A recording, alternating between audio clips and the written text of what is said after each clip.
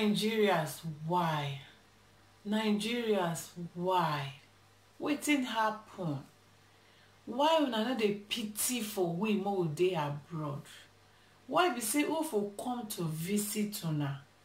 The only thing una go dey target na how to kill the person.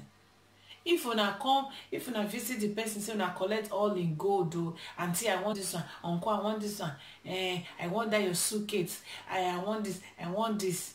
That one no be problem. At least we get life, we go fit give una. Why be say any Nigeria may just come abroad? In fact, make I not say any Nigeria. Why be say Nigerians may they come from Europe to come visit una? Wetin happen more una go just dey kill people like that? Why?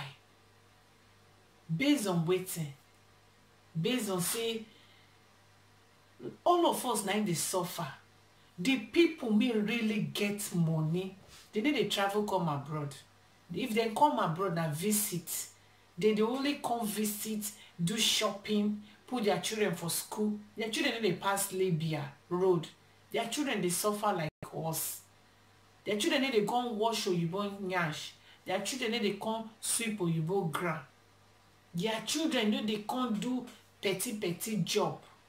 Now we will enter Libya come road. Now we they suffer. Now we more they suffer like una go constant come Nigeria. Say make we come build house. Make we come say how we take do small business to employ una, because we know how the suffer be before we left. Somebody could just come Nigeria, say make it come visiting people. Una go just kill her. Say because they don't build one house, una won't carry her. Or because they don't already send money, plenty money for una to build house, una never build that. Una don't hear say the person don't arrive Nigeria. Una go run go find people, kill the person because una no fit explain what una don't use the money do. Or maybe because your brother made it come, in wife may keep for Nigeria. You don't already dey sleep with him wife, don't give him wife belle. You want may nobody know. You go run go kill her. Or because you for your mind as you travel go abroad, as they come back, may no come do shakara for you, may no come tell you say you don't arrive, how much you don't get safe. You just get jealousy.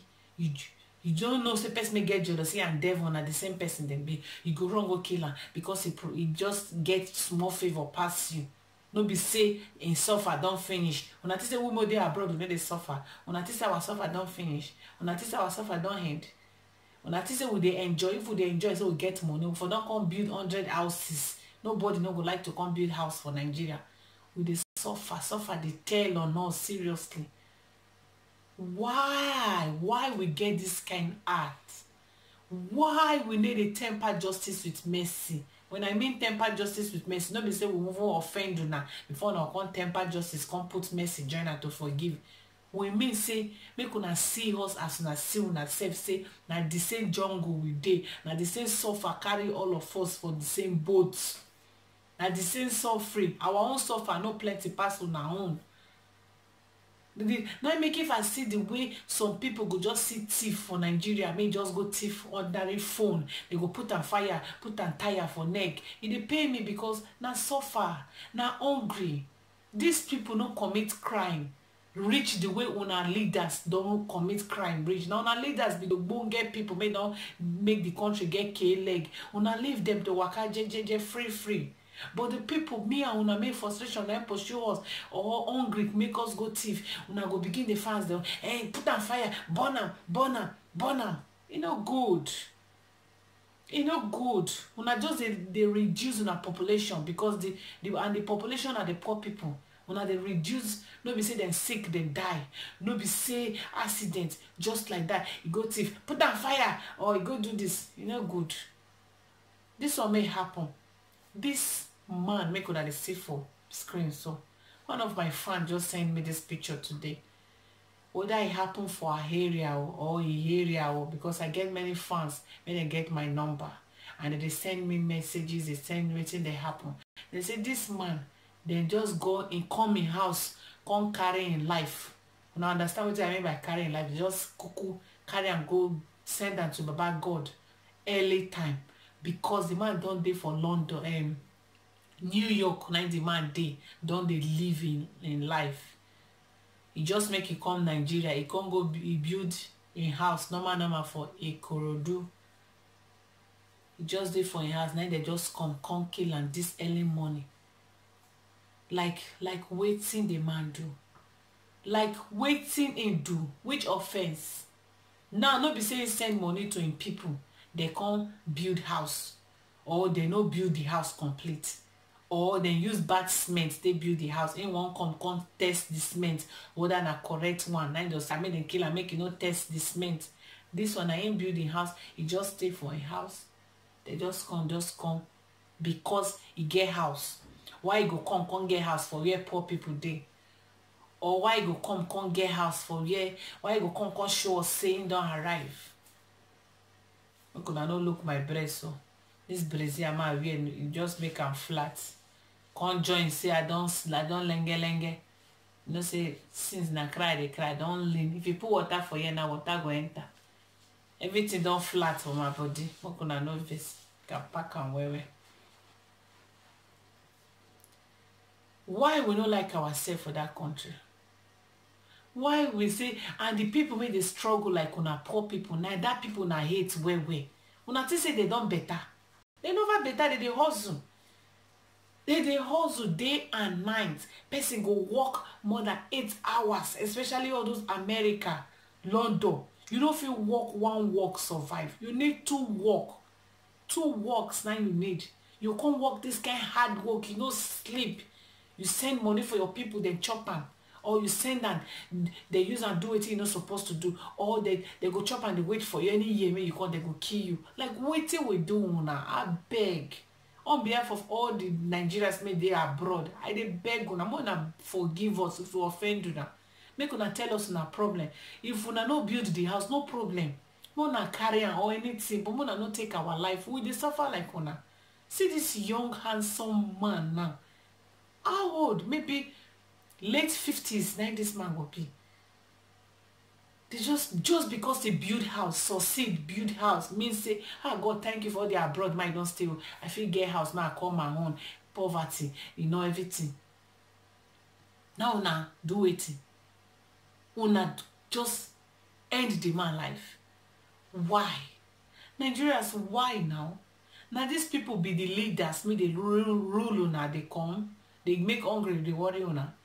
Now these people be the APC government, may no want make something good for that country. Now these people now make Nigeria get K-leg. We more travel go abroad to go hustle, to go with the suffer like una. Una can't say life better for us. Or who go get money, really get money, same people they suffer, you go leave them suffer, you no go help them. Only winch now go say they kill in person or they spoiling things. Some winch made them smart safe, they know they spoil their own. Now somebody wanted to spoil. And because you give somebody money to build land for, build house for you or buy land for you, he go come. You because you no do am. You know if you just say I no do am, you go come kill person. I know say when they tell the people say I know do and the people go react, which is right because it's not easy to find money, put yourself for the person's shoes, say you say help me keep this thing, you can't sell them, or help me do this thing, you know do am, you chop the money. How you go feel? How? This man just died for nothing. They just kill him for a house because of waiting, because he managed come build house. Okay, una want me we more dey for abroad, more will not come Nigeria at all. Abi will not be Nigeria citizen again. Abi as we don't go, more will stay there, more will not come. Una no one see us for Nigeria again, abi. No be we say make una dey for the condition more una dey. We too na the same condition we dey before God come help us to come manage run. No be we come build house. No be shakara we come do for una. We just won't get house because there's no place like home. Now our country be that. No be shakara. We no come intimidate una for anything. We just come, you know, as our fatherland. Why you go to kill your brother just because he build house, just because he married before you, just because he gets money you never get? Why you no tell him, show me the way or help me, might start business? See, they just why now? Why? The person may cause una problem, which is the government, the Nigeria government. Make una dey hold them responsible for their failures. Make una no come carry una problem put for us, because we are also struggle. We dey struggle like una. Problem dey tie us than the way they tie una down. Una no better pass us. We will no better pass una. It no make sense now. It no make sense. See this man now just die. Eh? Hey! My God. This one one case out of 100. It happens steady. It happens steady. We will go our country. We know the one make it happen now. That woman from London, make she go build a hotel for Lagos State. And so people maybe they work for the hotel, maybe they sack because maybe they no do well. Then come. Just kill somebody, make get hotel, and the management there, I be the director, the manager, say they sack them. Why they no go sack? If you don't behave well, they don't sack you. When to make you feel say as they work for this place, if you no do well, they go leave you for day. They sack you, you go kill the madam. You go ask the madam, say, oh, madam, I beg borrow me money. You no give you money, you go kill her. Now you work and put for in pockets. I be make una take her easy. May no be say poverty don't make una brain and no complete. I be na the tramadol make all this our people they drink and I don't make them. They know who be their problem, or who they pursue them, or who they supposed to ask question for their for the Nigeria failure. Don't be we like una more they suffer like una. Our suffer na the same. Forget say when we fly come obodo yibo. The only good thing is that today obodo yibo lights they show for our suffer. That is our suffer no day for darkness like Nigeria. We dey see lights, we dey see road. You no understand what I mean? Light. Apart from light, good road and security. Now the same suffer we dey suffer because we go work for Europe. If we no get container, una know wetin they call outside they call an asusu, meaning where they every month you collect salary, you go keep 200, keep money. You go chop am. Oyibo go give you money with this hand. Use this hand collect am. Bill won't keep person. I make people they get two works. Then when we don't struggle, don't work all this work finish tirelessly, send money for una again, say make una chop, or you send another one, say make una help me do so thing. Una go chop am, come dey wait anytime will come, una go find hire killer. No be so now. Life no over rich like this. Kuku tell me say, Kai, babe, see as it be. But that we go fight, go police station. Why you go kill somebody because he do you good? Before person go send money, say they build house for me. Now then me say the person they give you money to chop once. Now that kind of person me don't do good for you, don't touch your life. Now you go kill because you chop your money, no one pay back. That's all life be. That's all the hardship for that country can't make sense, no can complete again. You know, make sense now. If I see this kind of news, the thing they sadden my heart. And they cry like God. What did they do? What did be their offense? Now they be Buhari, I be na they be Osinbajo, I be which government they rule. Don't be them now. They suffer like Kuna. Now the same suffering. Only say when we full carry plane come back abroad, our suffering go come modernize with lights and a good road. Finish you. Nothing more. Eh? We do the chop for Igbo country, say bread. He pass bread. Bread. Or Igbo food be that. And all dog. We won't go African country to go buy our own kind of food. African shop to buy our kind of food. The price, touch small thing, they go sell you 20 euro, 100 euro. Money no go even reach. We go still manage, suffer, still send for una. Help me do this one, you take this one, you can't chop all of them, sit down, they wait, anytime auntie come, uncle come, my brother come, my cousin come, I could just kill her because I not go fit pay the money. How many you will fit kill? And you just say God then they count am for you. You know good, you know good, you know make sense. I wear black because I dey mourn. Now when they get bad news again, say they kill somebody, may travel go Nigeria, do that. You know good now. You know, I know they like to hear my mom know they wear Pampers, but my heart, if I hear this kind of thing, they shock me. They God. Now make if I plan 2 months ago, I won't go Nigeria 2 months ago. When I see everything, think everything may they happen, man, they say for social media, Fulani men do this, so brother, kiss sister, fear go catch me. Because me must sit down for here. Make I use myself as example. My own land, may I buy. My own younger brother carry the land. Carry and gidigba, not give me reason, nothing, sell am. Maybe if I won't go visit Nigeria now, I don't even get in time. Would that nothing concern me? If you like, I no go ask how you work. Maybe if I was rich now, for in mind, hey, my sister don't read, maybe you go ask me for the land. You now make me the fear. If I won't go, my mind go cut. Despite say I get my own house for Lagos. But if I go Nigeria, I must visit my parents now. When I meet my parents, my mom don't cuckoo die now. I must go my father's house because my father get house for Benin. And my younger ones did it. The person may say the land did it. If you see me now, mind go fear, say, I won't ask them for the land or I won't fight. When I know say people, they know when they do bad. I mean, if I won't go Nigeria, go catch you. I know they go, I don't want go. Cool. Because I know what it concern me about the land, but you go to think other than here, I won't ask them. People did like that because they don't want to do good thing. And when they do bad thing, they don't want me you question them, say why they do them. They feel say that they right all the time. They don't owe you any explanation. Even if they kill your pikin say they don't owe you any explanation. Because frustration for poverty don't make everybody now don't turn heartless person for that country. It no good. It no good. When I take them easy, when they reduce our population because we no be the problem. Now the government be the problem. We to run because of suffer. And with the hope say Nigeria will good for everybody. If I want to keep people, when I look for Buhari, them, all these people, the cabas, not them be una problem. No be we. Oh, they suffer like una. I beg una. La wo. Make I use Bini beg una. Make I use Awusadan, Aladan, and maybe Ejo. Bikonu. One name, Bikonu. I beg. One name and one name why. I don't know. I beg una. You know, I beg. Young man like this just die. Why? Huh?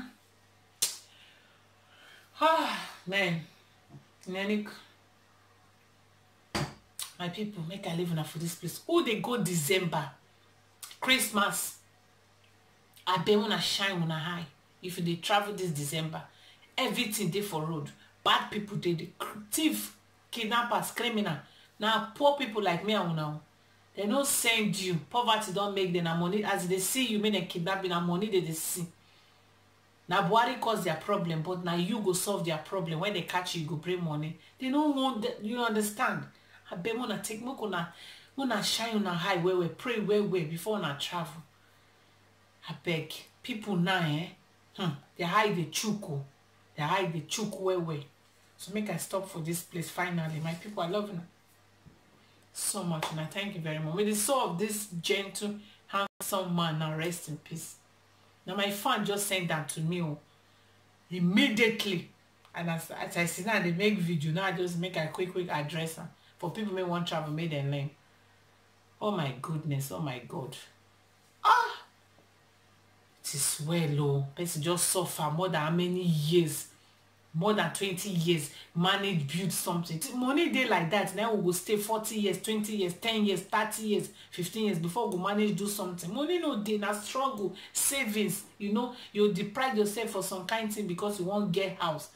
Money day, as you just come, the next year we don't come build everything now. Money no day. People don't understand. People don't understand. Or some go say, I tell her make he carry me come abroad, or carry my pikin come abroad. You know one carry them come abroad. Anytime come, they go do this, they go do that. Easy. The person made this make you carry him, may you come carry your pikin or carry you go abroad. How life be for her? You see and say get 100 house. You see and say build duplex. You see and say he buy cars for Nigeria. I know that she want, or life good for him. Now hustle na struggling. When I take a easy, I'm gonna calm on her nerves down. I beg all these killings. Person go Nigeria, he go kill una killer. Person go Nigeria, una killer. Una person go Nigeria, una make am crazy. Person go Nigeria, una kidnapper. Una just open una eye bang, dey wait for people make they come visit, make they come from oyibo country. Now we o, na our country o, na all of us dey suffer o. Una no mistake am to be another thing. Oh.